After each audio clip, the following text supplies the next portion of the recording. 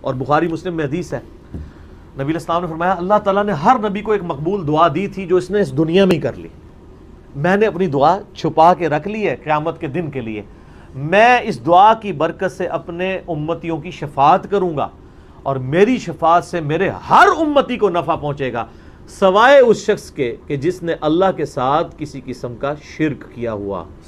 شرک is the most sensitive issue in the sight of اللہ۔ شرک اللہ کبھی معاف نہیں کرے گا۔ اور شرک کی بنیادی تعریف کیا ہے؟ شرک کسے کہتے ہیں؟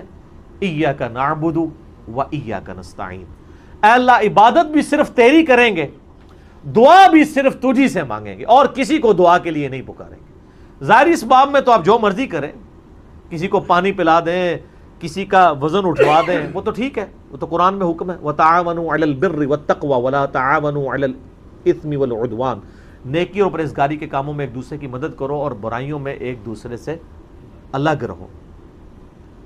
لیکن جو غائب میں مدد کے لیے پکارنا ہے، دعا کرنا ہے، وہ اللہ تعالیٰ کے ساتھ خاص ہے۔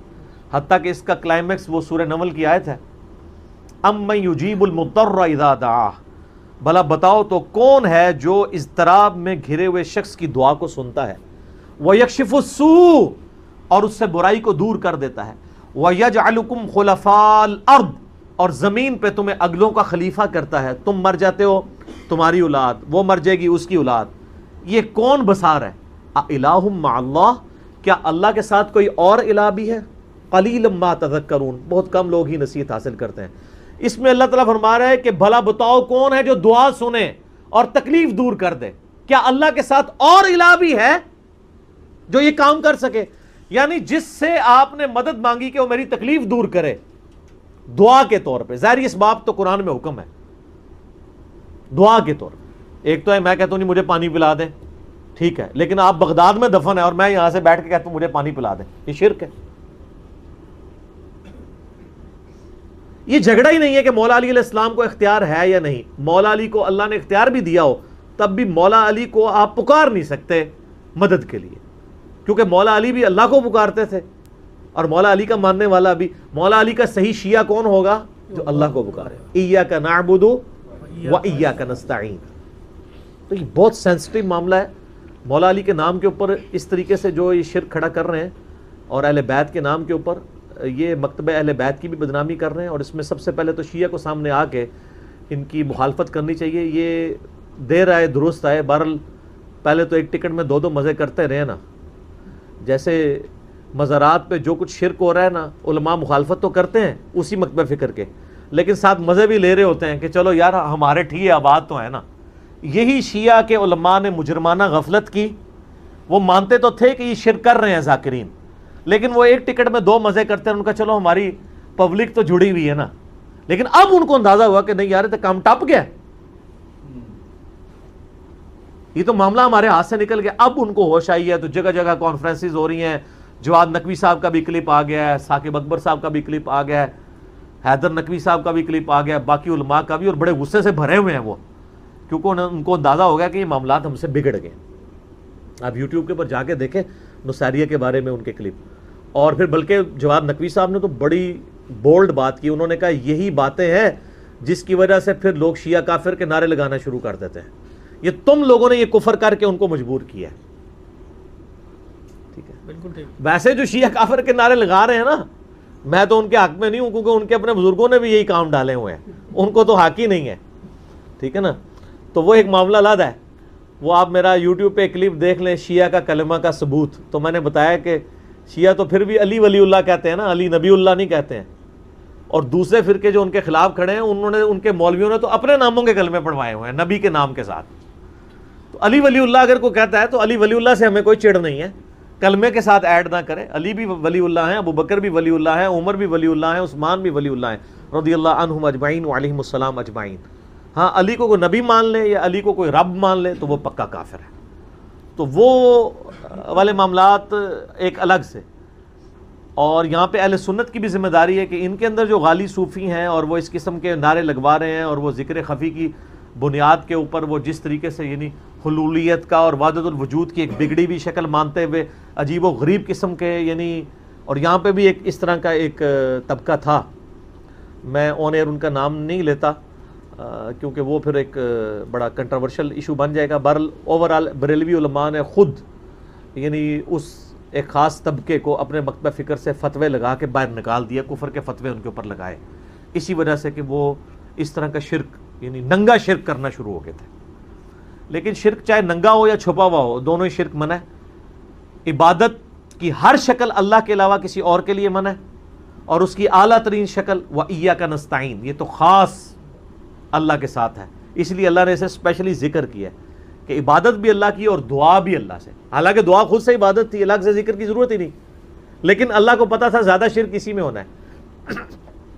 اس امت میں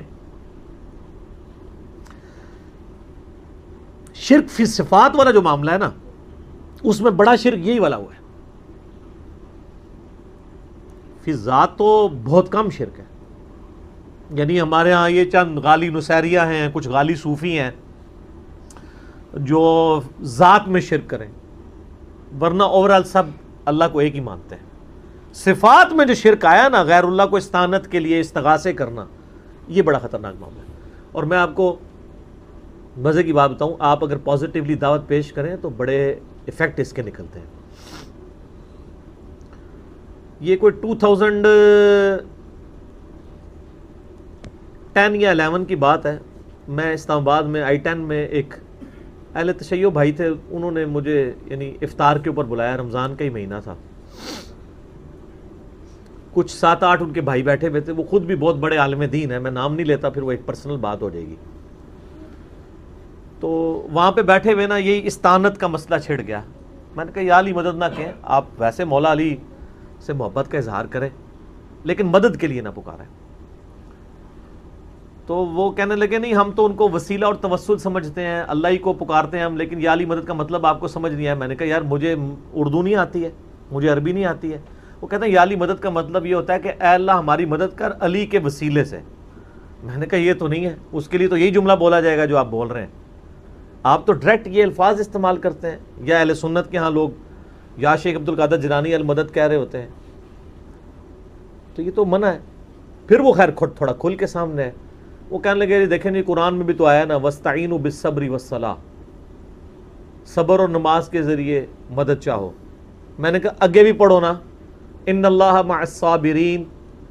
تو میں نے کہا اس کا مطلب کیا ہے؟ کہتے ہیں دیکھیں نہیں صبر اور نماز بھی تو غیر اللہ ہے.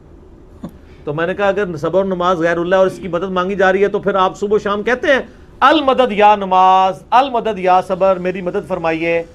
کہتے ہیں نہیں. تو میں نے کہا کیا مطلب ہوا اس کا پھر؟ کہتا ہے اس کا مطلب ہے آپ نماز پڑھو تو اللہ کی مدد آ جائے گی. میں نے کہا ہاں یہی مطلب ہے نا.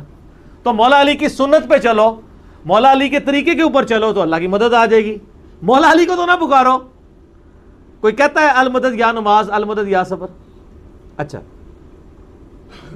پھر کہتے ہیں جی ہاں یہ تو بات سمجھ آ گئی, بتائیں ممانعت کہاں ہے؟ پھر میں نے سورہ نمل کی وہ آیت پڑھی, امن یجیب المضطر اذا دعا ویکشف السوء ویجعلکم خلفاء الارض االہ مع اللہ قلیلا ما تذکرون. میں نے کہا اس آیت میں واضح آیا ہے کہ جو اللہ کے علاوہ کسی اور کو دعا کے لیے پکارنا سمجھتا ہے نا, وہ اسے خدا بنائے ہوئے ہے, معبود بنائے ہوئے ہے.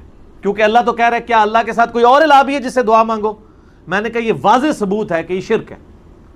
اچھا وہ آئے مائے شائیں کرنا شروع ہو گئے, لیکن وہاں جتنے 7-8 شیعہ بھائی باقی بیٹھے تھے نا, میں نے قرآن بھی انہی کا منگوایا.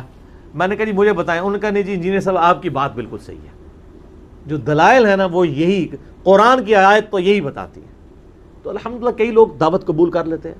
اگر کوئی ہٹ دھرمی پہ اتر ہے تو اس کا تو کوئی علاج نہیں, ہم تو صرف بات پہنچا سکتے ہیں. باقی میں نے محنت کر کے ایک لیکچر بھی ریکارڈ کروا دیا ہے, مسئلہ نمبر 3 دعا صرف اللہ ہی سے.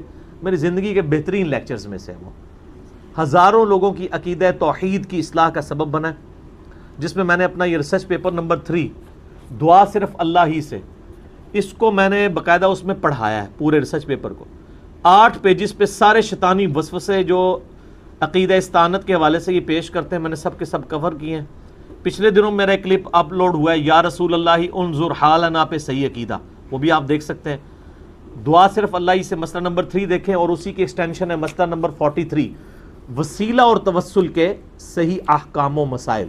تو انشاءاللہ تعالی عقیدہ توحید کے حوالے سے آپ کی اصلاح ہو جائے گی انشاءاللہ.